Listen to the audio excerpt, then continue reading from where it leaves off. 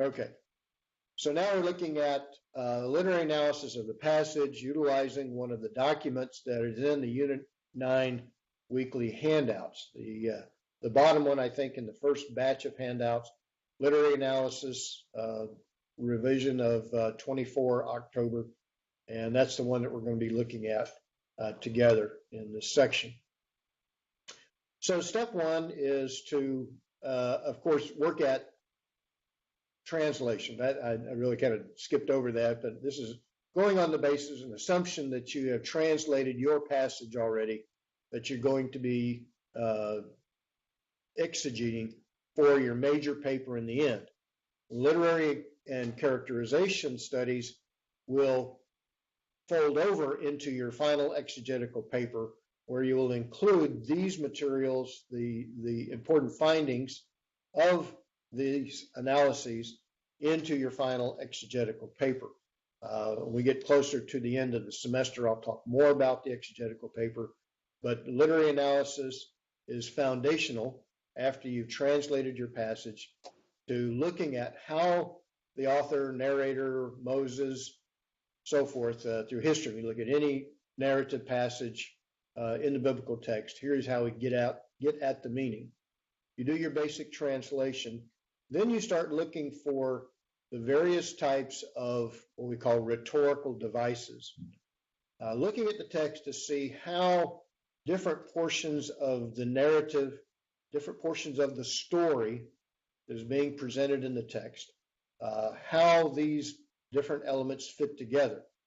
And so this step one after translation includes looking at probably the most well-known, widely used from ancient times until today, that of repetition.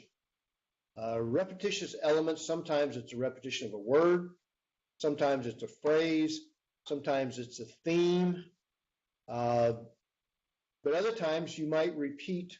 We use a lot in popular English preaching, alliteration, starting all of our major points with the same letter or phrase.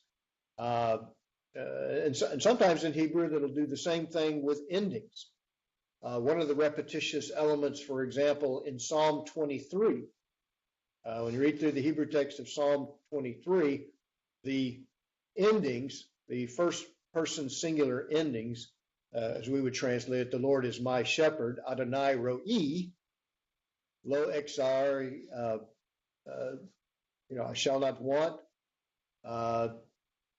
It goes on to repeat numerous Hirik Yod endings, the first person common suffix. A couple years ago, actually about 15 years ago, I taught a Psalms class in Hebrew, and in that Psalms class, I had the students memorize Psalm 23 in Hebrew. And some students struggle to memorize it, and then you have to say it before the class. But every now and then you'll get a really very innovative pair of students or individual who will do something like, let's see, the last time I did this a year ago, one of our students sang it accompanied by her ukulele. But back, I think it was in like 2003, I had a couple of students who went on, by the way, to do PhD in preaching. You may know the names of Tony Merida, who has done some teaching at Southeastern Seminary, and Landon Dowden did this Psalm 23 in rap. And every time they came to those Hirik Yod endings, he would elevate his voice. So it would go something like,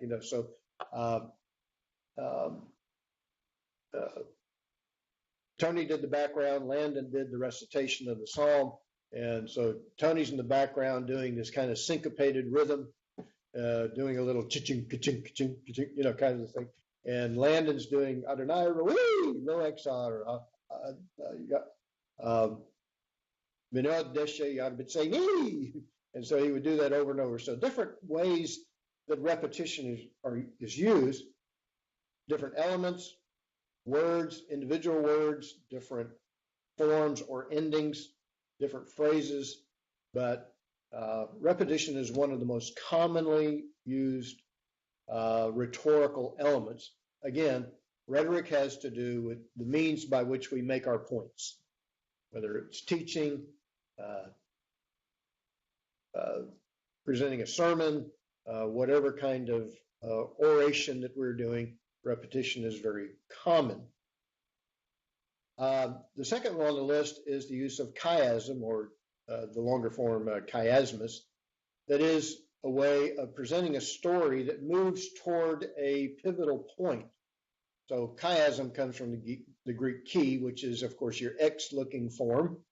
And in the chiasm, you begin and you end with either the same elements or very similar elements. In the material that I posted up at the beginning of the semester, I did this outline of the Solomonic material of 1 Kings 1 to 11.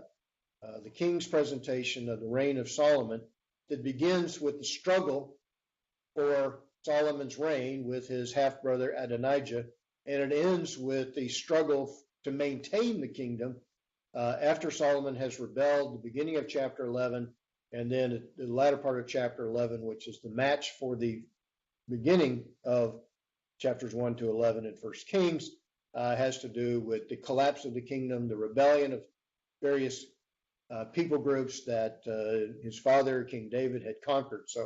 And each of these various elements in that outline have a parallel. So you have like part 1, and then you have 1 prime, part 2, 2 prime. Oh, that. Get out of here. This thing that came up out of the blue. What in the world is that? I think hit your Windows button again. There we go. So a chiasmus move, but the overall function, again, chiasm doesn't occur everywhere. Sometimes it's in a minor section within a passage. Sometimes, like I said, with the 1 Kings 1 to 11, it's a chiastic structure that bridges 11 chapters of that portion of Kings in the presentation of Solomon, with the pivotal point being Solomon's ego, and that ego as it's manifest in the multiplication of wives, and in particular that which began with the marriage to the daughter of Pharaoh, and how that the author of 1 Kings 1 to 11 put at the pivotal point Solomon's struggle with women. Started out in chapter 3, climaxes in chapter 11, but the turning point is that in the middle of the building of the temple, Solomon has a problem about his own ego. He builds a palace that takes almost twice as long to build as his own temple, and he's building a palace for his Egyptian wife. All of that is to show that in the mind of God as represented in the purpose of the writing of the book of Kings, in this particular portion, to remind the reader, as Deuteronomy 17, the issues of kingship are presented, Solomon failed in his involvement with Egypt, which Egypt was off limits, according to Deuteronomy 17, for kings. And as you follow that theme through the books of Kings, for example, and it comes up in a much lesser emphasis in Chronicles, but it's still there. Foreign involvements, whether it's with the Egyptians or Phoenicians, as in the marriage of Omri's son Ahab to Jezebel, the daughter of the king priest of Phoenicia. These international involvements are keys to the demise, understanding why Israel collapsed continuously into idolatry, and eventually God forced the issue, as he had promised in the curses of Deuteronomy, to bring exile. But God always plans to bring redemption. So again, chiasmus can be on a large scale or it can be on a small scale, but repetition would go back, for example, as I've talked about, these foreign involvements, again, are one of the major themes that runs throughout the King's material. In Genesis, of course, we've highlighted covenant. We've also highlighted the repetition element of the recurrence of Abraham. Later on, we'll see the same with Jacob in particular, failures to be entirely in sync with God's plan. And so various ways in which repetition and chiasmus are interwoven throughout the text. Sometimes you have parallel structures, whereas chiasm moves to a point, there will be repetition of parallel structures. Now, in the narrative article that I had you read, I talk about how narrative is presented, and often it's repeated in phases. So part one may be kind of an introductory foundational studies. I used the example in that narrative article of the Day of Atonement.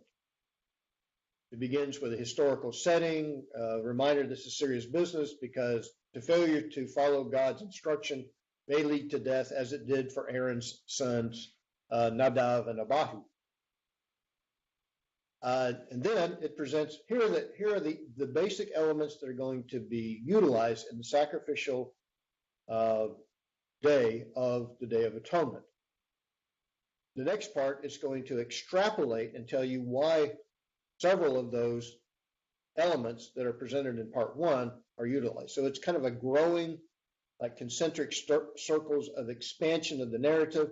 And then it has a part three where it's going to repeat parts of part one and part two, but then give you the full, and that's where you get all of the details of what happens on the Day of Atonement.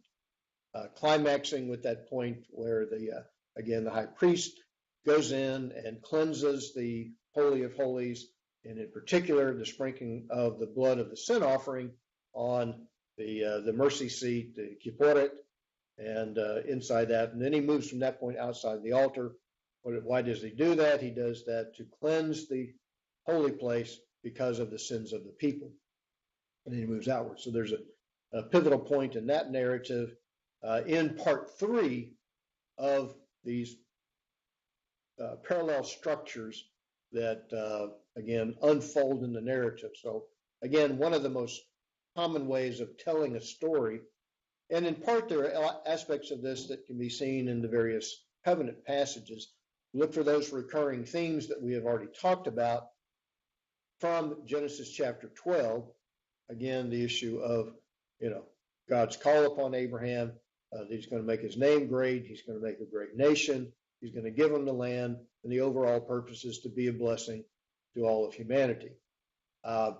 Those themes come around in each of the major covenant passages that we've seen in chapters 15 and 17, and will be highlighted again in the material that we'll be looking at in our subsequent weeks. So, parallel structures, thematic development, again, that I've just described. In another way, you can look at parallel issues or expansion issues to take a theme such as covenant and how different aspects of God's special relationship, defined with the term covenant, with Abraham and ultimately with humanity, how those themes are brought forth in numerous settings. God reveals himself, again, it's a reminder, he reveals himself in real life situations.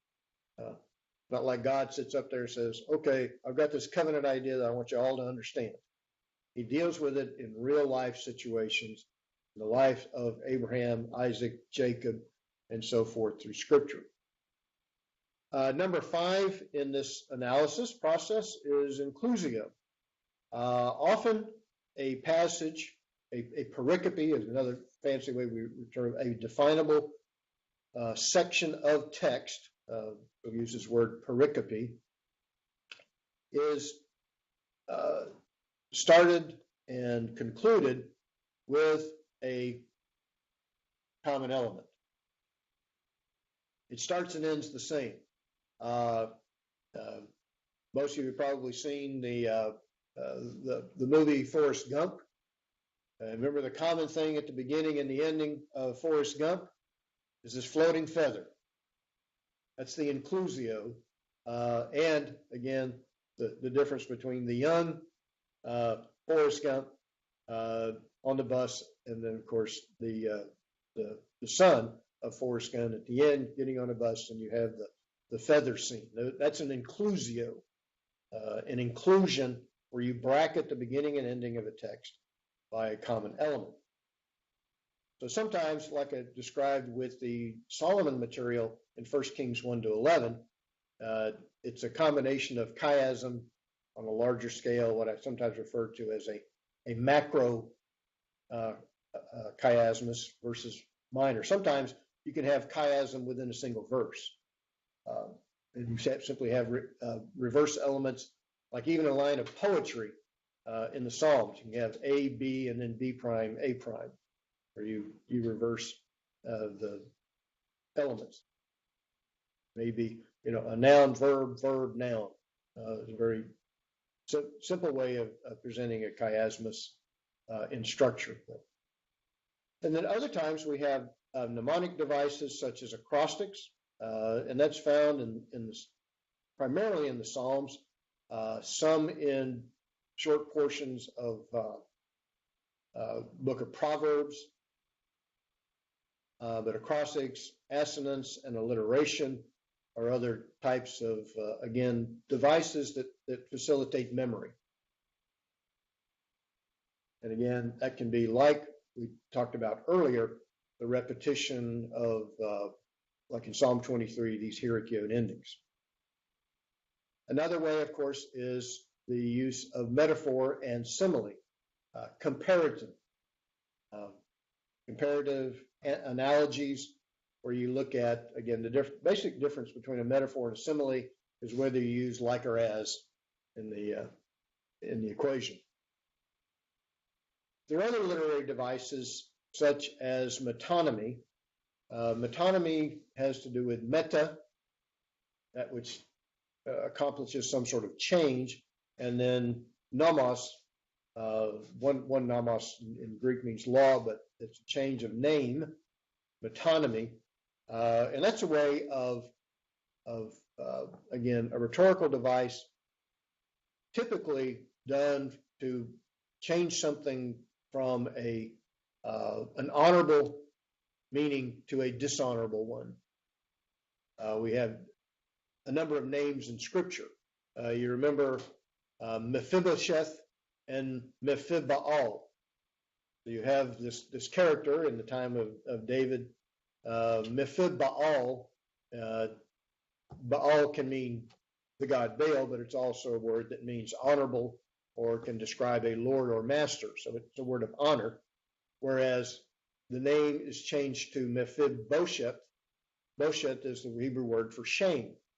So here you've had a name from honorable to dishonor. We had the same in Ishbosheth, a man of Ish, man of Bosheth, shame, and over against the same word usually comes over into English as ETH Baal, Ishbosheth, Baal, the same name, but one honorable, one dishonorable. And so these were typical prophetic devices in the prophetic literature of the Old Testament, whether the former prophets or the latter prophets, where you deliberately change the name in the text of Scripture to present this person, again, this is part of characterization study, from an honorable person to a dishonorable one. Probably the most illustrative is the name Jezebel. That's the way we say it in English.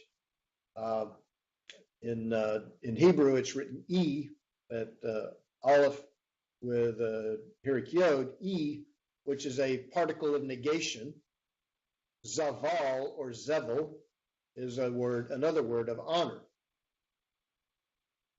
No good Phoenician father or Hebrew father, for that matter, would name his daughter No Honor. And probably her original name was, most commentators that studied the use of metonymy would suggest that her name was originally a very common introductory element in Hebrew and in Phoenician names, is Avi. So in Hebrew, you actually change one letter. You drop out the bait of Av, father, Avi, my father, Avi, Zevel, my father is honorable. But by taking one letter out of Avizavel's name, you create Izavel, and you've made an honorable name into a dishonorable name, a name meaning no honor. So that's an aspect of metonymy, a way of, again, with narrative, literary effect, reducing a person from a state of honor to dishonor. Okay, so varieties of ways of the text. And then, of course, the second aspect of this portion of the study is, as I've been doing for you throughout the semester, doing a block diagram of the Hebrew text, looking at how, again, the common elements, whether it's the beginning of segments of a narrative with these Vav consecutive forms such as Vayomer, Vayehi, Vayadaber, and he spoke, or Vayakak, and he took, various ways where you segment the portions of the narrative into the series of events within the larger narrative structure. So again, the Vav consecutive imperfects, other times, like I described with the Psalms, nouns or verbs with the same suffix, ending, other ways that use common elements to sequence a narrative that is also giving it. And again, to look at these repetitious elements as you lay out your particular text in this part of your exegetical study. So just a reminder to note syntactical structures such as verb forms, the Vav consecutive, or what other grammarians refer to as a preterite, which is a fancy name for a past tense form. Sometimes it's sequence of imperatives.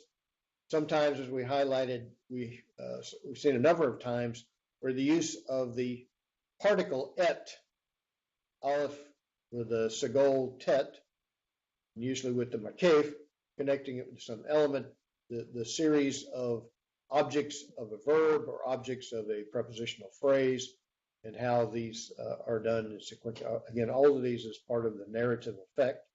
And then as you look at these different elements to indent in your block layout of your Hebrew text, indent those various portions, which are subpoints in the major heading points. So in most cases where you have, we had a couple of times where we looked at these texts and, it began and ended, for example, in Clusio with a Vayehi. There might have been another Vayehi, and it came to pass, next phase of the narrative story, introduced by Vayehi. So, but other portions in between, say this is verse 1, verse 5, and verse 9, begin with Vayehi, but the others begin with, Vayakak, and he took, or Vayadaber, he spoke. And so to look at these substructures of your text layout. And again, it's a great way you really see it in the Hebrew text of how the narration is shaped by the use of these various forms, and as you look at the laying out of the biblical text. So then and at the end of this section, I'll talk about how these elements are to be combined in the presentation of your paper. That you notice I moved the due date back to, Tuesday of next week, if you need the extra time. Now we'll look at the characterization study. There's a brief section, not too far, discussion of character and characterization in the narrative article. Again, various aspects of the characterization study. Number one, you want to look at the name. We have the change of name. So we talked about metonymy. Abram is changed to Abraham. Sarai is changed to Sarah. And then more dramatically, we have Jacob becoming Israel later on. I guess one of our students, Peter Schaffo, is doing the Jacob narrative where he wrestles with the angel at Penuel. But so you look at the name of the character and sometimes a change in name. Sometimes names are revealing. Sometimes they really don't tell you much about, but often the character of a person is revealed in their name. Very evident in the Jacob Israel naming process. So that's part one. Look at the name of the character. Then you want to look at the broader setting, the temporal setting, that is the time frame, historically speaking, what a name or a particular character type, how it fits into the larger world of time, geography, cultural practices. So we talk about this in the hermeneutics class of doing a background study. Time and space, history and geography, and cultural practices, the social context, issues of honor and dishonor. And then as you look at how is this particular character playing out in the larger story. So again, this is all part of how we look at how the narrator has shaped the character in the presentation of this particular aspect of the story of God's dealing with individuals in the storyline of his larger redemptive plan. One aspect of character study has to do with major characters versus minor characters, what we often refer to as a full character, such as an Abraham, Isaac, Jacob, Sarah, and so forth, over against flat characters, those who just kind of play, you just get one little glimpse of the character. In many ways, though perhaps, as we sometimes refer to it in literary study, the use of brief elements about a character like Melchizedek. We're not told much about Melchizedek's background other than he's a king, priest in Salem, who blesses Abraham, who receives tithes from Abraham, and that's it. We don't know about his background, how he got there, when he got there. Just he's there when Abraham comes back from the victory over the kings of Mesopotamia. So he is a somewhat flat character, but the lack of information gets exploited in history. So Melchizedek shows up in a whole new revelation in Psalm 110, and then of course the coup de grace, the use of that the Melchizedek narrative in the New Testament, particularly in the book of Hebrews. Other flat characters, would include a variety of individuals. There are a number of the sons of Jacob that are just kind of there in the story. When the brothers put Joseph in the well and eventually sell him into slavery, there's only a couple of his brothers that are playing a major role in that. The others are just kind of characters that are standing by. We don't learn a lot about Simeon. Even throughout the Old Testament, Simeon kind of disappears. Gets caught up in his territory, which is a sub-region of the larger territory of the tribe of Judah. So some characters are, we call flat, but in looking at characterization, what you want to look at is how the flat characters or minor characters are employed in the presentation of the main storyline of your full character, your main characters. And then again, if you always want to come back in this to look at the most important character, that is God, in his relative revelatory plan in the narrative. So we want to look at, again, the fullness of character, positive elements, negative elements that are highlighted, again, as we've talked about in the life of Abraham, where he really gets it right, and then other times where he really gets it wrong. And so this is, again, the presentation of the larger meta-narrative of Scripture that, yes, Abraham is a great man of faith. From him will come many great nations. But he's far from a perfect individual because there are none, excepting Jesus, who are perfect characters in the narrative of Scripture. So then you look at how, again, the major and minor, full versus flat characters are employed in the narrative. Ellipsis has to do with what you're not told. There's a lot of ellipsis with regard to the character of Melchizedek. We know his name, we know his title and his role at one point in time in the story of Genesis 14. But sometimes those lack of or elliptical elements, what you're not told in the story, is used in the larger meta narrative of Scripture to bring about other kinds of revelatory statements in Scripture. With regard to the study of people like Abraham and Isaac and Jacob, we need to look at what's described about Abraham maybe that's not told about in the life of Isaac or Esau or Jacob or Joseph. And as you go through different characters of Scripture, ellipsis, things that are not told, and yet there are subtle points to be made in these aspects which are not revealed. And then, of course, like in the previous where we were talking about repetition, key terms or phrases that are utilized in the presentation of the character.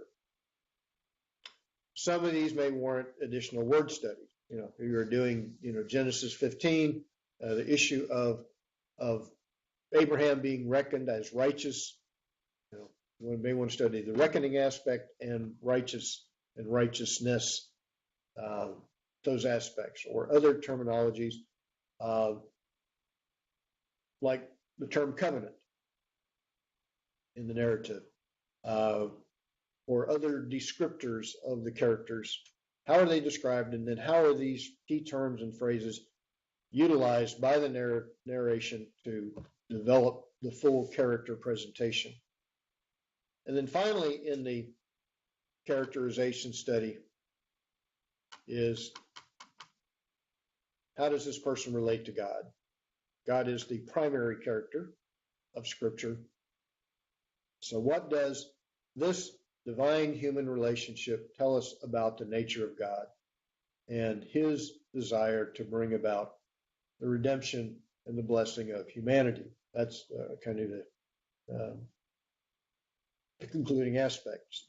So then you take those aspects, you're again starting with your translation, your literary analysis, and then you come back and bring it all together to present, what theological and thematic aspects are highlighted by your analysis. How do the parts contribute to the presentation of God in relationship to Abraham, Isaac, Jacob, Ishmael, Sarai, Sarah, Hagar, Pharaoh of Egypt, or others? And how, again, bring all that material together to present how. So this is like a summary analysis. And then finally, says there, how does the shaping of the narrative highlight, when we talk about the use of rhetoric, the presentation of the key theological themes of the larger narrative, and then widen that. How does that contribute to our understanding of God in his redemptive plan of Genesis 12 to 36 in the patriarchal narrative? And then ultimately, a final word or sentence about how this contributes to the larger redemptive plan of God in our Christocentric world of interpretation. So, I don't know if you're familiar with or seen the Broadman and Holman has been doing a series of commentaries in the last few years that have to do with a Christ-centered uh, exegesis of the text. What does, I've read a couple of these by Landon Dowden. Just sent back a review of his second one about, again, what does it tell us about the larger plan of God that came to fruition in history in the person and work of Christ? All right, do a stop there.